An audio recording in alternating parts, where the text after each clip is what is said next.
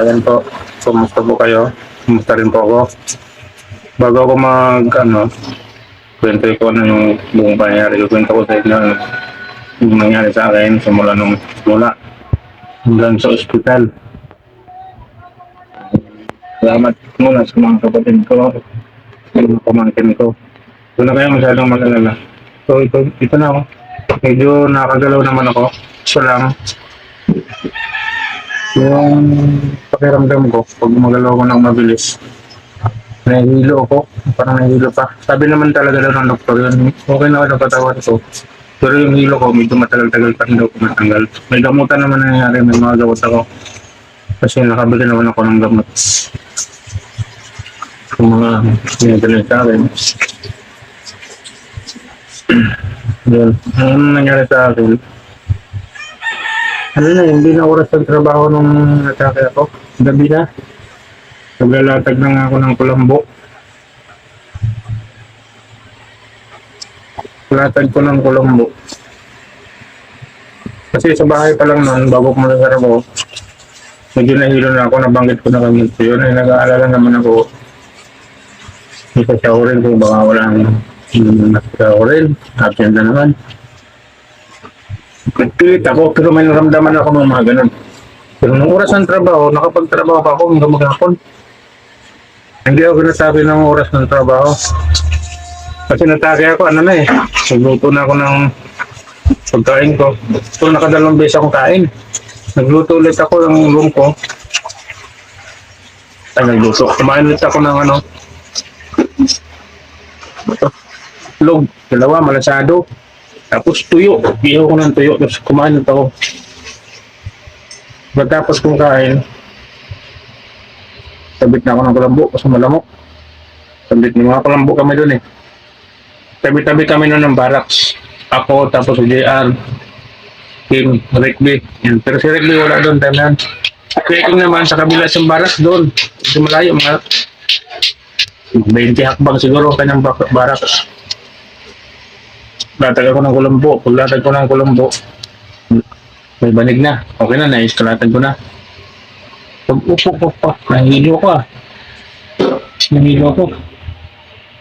Tapos humiga ako ganyan. Yun na, umiikot na ang buong pakiramdam ko.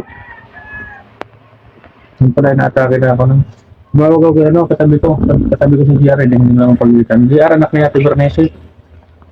Sabi ko na nahihilo ako, puntahan mo ako dito, nahihilo ako. Yan po, si JR. Ano nangyari sa akin? Kung nahihilo ko. Hindi, bangon mo ako. Hindi mo makatayo. Binangon niya ako kung sinilot-silot yung tumampakan ko. Pinakain niya ako ng bawang. Ito ng bawang. Kunti na marami yan. Ito, kainin mo to. Kain niya. Ako naman kain. Kain ako. Tumutunog pa eh.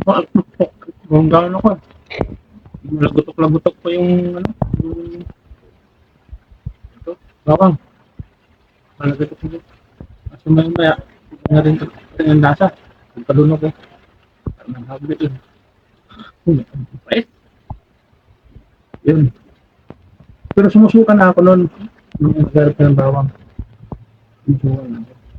Yung lalo sa mga.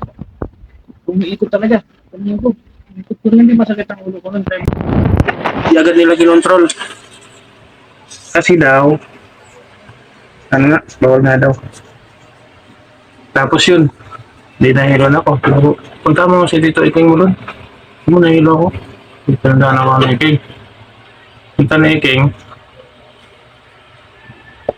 Naman yung ano nangyari sa'yo? Kung nahilo ako eh. Hindi ka makatayo, hindi. Yun, nag-decision agad siya. Bilib na ako iking. Decision agad siya, sabi niya ako, sa ospital. Noon, tinakbo na ako sa ospital. Ang problema, hindi nga ako makatayo. Pinagtulungan ako ng 3 sa laking tao. Mabagsak talaga ako na kumakatay. So, pakiramdam ko, umikot ng parang yung gulong ng jeep ng todo. Kung baga sa speed, 120 kph per hour ang ikot. Ganun. Kaya siguro sumuka ako, sobrang hilo. Nagagalaw ko yung paa ko, mga kaso, ang problema, hindi ko mahakbang, hilo nga ako. Kaya kaladgad ko yan. Dinaan nila sa lakas. 3 silang nag-ano sa akin eh. Yung mga ibang tao, diyan, king, king.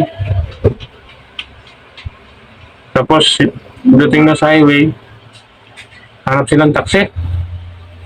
Yun, dinala ako nila sa ospital. Ang dala lang sa akin, si Iking kasi may nasikaso pa rin. Malapit lang ng ospital.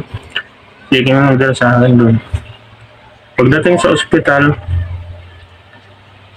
ano, yung, hindi, kung pinadala ba pala ako ano, kumakbo pa pala si Kim, kumuha ng, ano, plastic. Kasi hindi ako pwede magsukas taxi, kaya akong sukat talaga. Hindi ako makatinginan diretso, nagdala ako. Nandun ako sa ospital, doon na sumakit talaga ang ulo ko. Ang todo. Kasi hindi mo na nila ako nilapatan ng pagpababa ng dugo. Sabra daw talaga misla. Dinala mo na ako sa ano, unang ginawa nila, dinala ko sa ano, parang nakapasok sa loob, ang tawag doon. Pinasiskan nila mo na ako. Kung nga lang, marami kasing tao doon. Kasi kaya nagpilit na lang rin kami unang, bagong punta pa lang kami doon, sinabihan agad siguro na punong-puno po kami dito.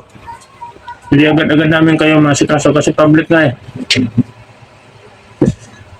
Kasi pandaming pasyente. Pwede po kayo, pero hindi po muna kayo sa ward. Dito kayo, tapos hintay kayo. Ang inisip naman namin doon na lang kasi nga masama nga ng pakiramdam. Maghanap-hanap pa ba ng ospital? Hospital na yon. Wala na nga kasi nga. Sila pero makawin ng waiver. Meron man sige. Napasok na ako. Okay naman kasi sa emergency room yun, medyo kulang nga lang sila sa higaan kasi punong-puno nga, iba nga nangaupo na. Pero nung pagpasok ko doon sa emergency room, sinaksakan agad ako ng suwero. Dito, kung nakaganon ako, nakaganyan ako, ang sakit na eh.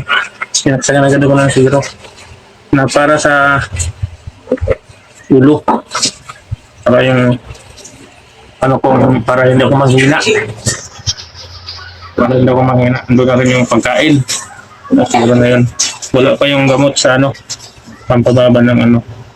Kaya CT scan nga ako yun. Pagkita CT scan, may bukol ako dito na umaga na yung ugat dito sa likod ng ano ko. Utak.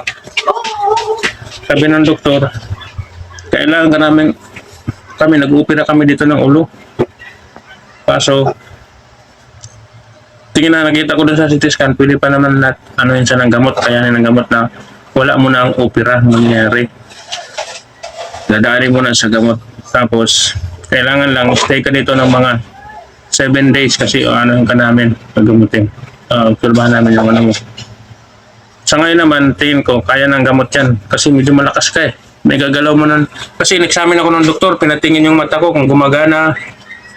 Tignan ko daw ito, tapos ganun-ganon daw ako. Ganun-ganon, tapos ganun-ganon. Lahat nagawa ko. Sabi niya, ito, igalaw mo nga yung isang ano mo pa. Iangat mo, ikuskus ko daw dito, ginanong ko rin. Sabi niya, nagawa ko sa kabila. Kaya ng gamot, walang nagagalaw mo lahat ng katawan mo eh. Tingin ko makakaya yan kasi medyo malakas ka. Sige, kala nga lang, huwag natin anuhin mo na yung BP mo. Kasi, ang nangyari sa akin, sa utak ko, yung BP ko, kaya hindi mo nalagyan law, hinayaan mo na nilang abnormal yung BP ko, para nagpupumilit umakyat.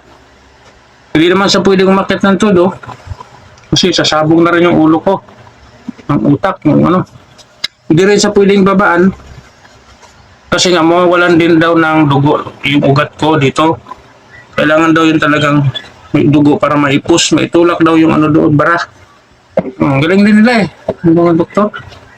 Pero hindi natin, kaya ayaw nilang babaan sa akin, babaan, hayaan nilang mataas. Yung umabot na ng ano, umaakyat talaga, nagpupumilit talaga yung BP ko umakyat.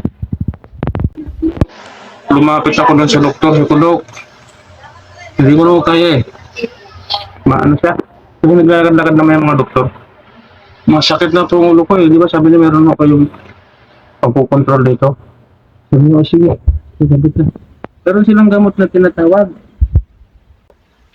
May sarili siya. Tapos meron yung machine, kinabit sa machine. Yung machine na yun na magkukontrol para accurate ang bigay ng gamot sa akin. Yung manitol na yun. Pangalan ng gamot, manitol. Parang bantol. Ganda, hindi ko na tayo. Ang bantol na lang iniisip ko para maalala ko.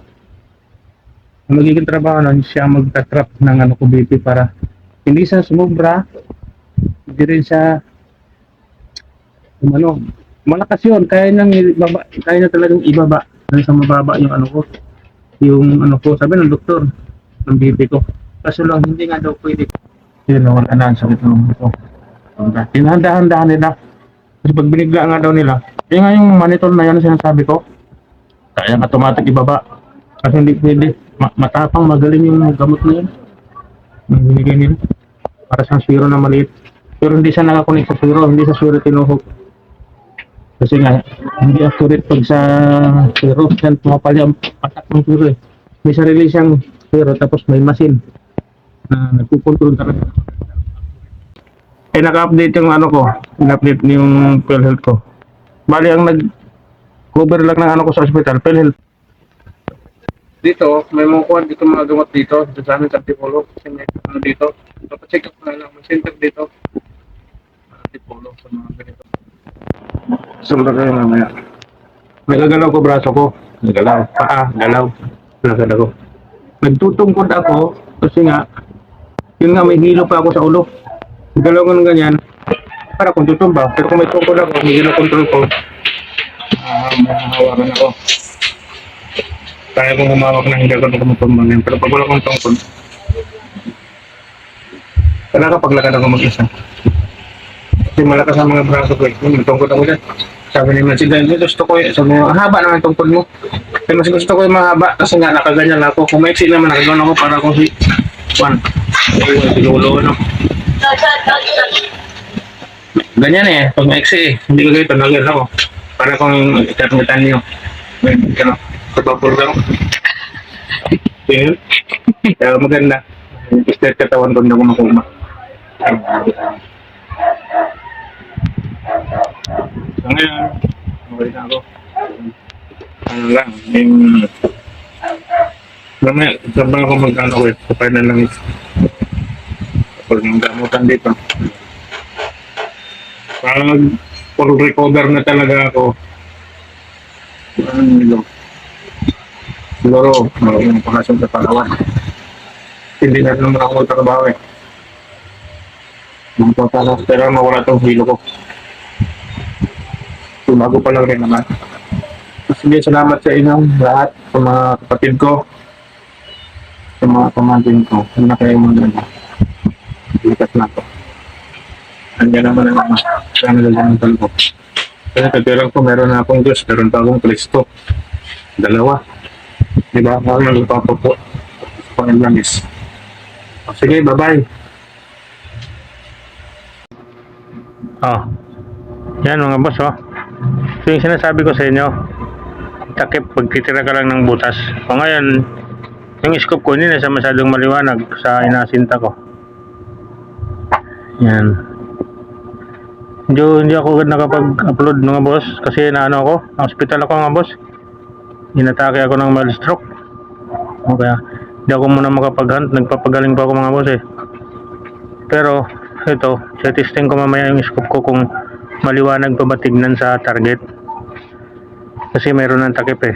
Tira lang ng ano. Ito yung pinapaliwanag ko nung huling video ko. Nung upload ko ito yun. Siguro palakas ako ng konti mga boss kasi may hilo pa ako. Nahihilo pa ako eh. Bago ako mag-hunt. Marami pa akong gagawin dyan. Marami pa rin pati akong gagawin mga video mga boss kasi siguro ganun na lang muna gagawin ko kasi bawal pa sa akin magtrabaho mga boss. Mga pagtrabaho mga boss eh. Kung bago pa lang kayo sa channel ko mga boss, pwede pa kayo subscribe mga boss. Maraming salamat sa inyo mga boss. Mag-iisip ako ng magandang content. Mag-hunt pati talaga ako. Sa ngayon hindi ko pa kaya eh. Kasi nahihilo pa ako. Maganda na yung scope niya, maliwanag, tsaka may ganda na rin ang sight niyan.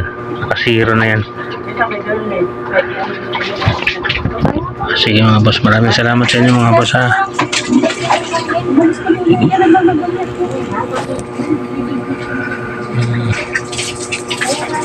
Muli mga boss. Bye bye mga boss. Ingat tayong lahat. Finish ka na sa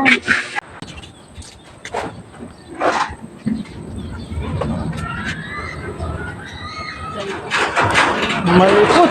Saan dito yun? Ba't dito yun? Camera. Oo. Pwede yan. Pwede yan.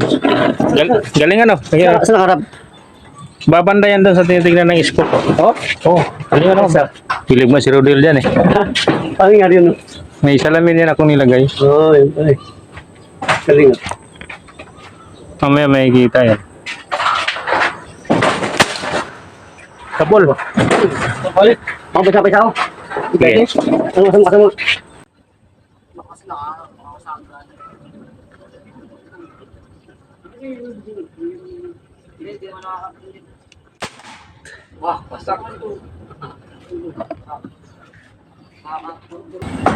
Sumampay. Yun siya, sumampay siya. Try natin sa pababaway natin. Takot naman itong baril ko. Ang lakas. Inisip ko baka sumabog.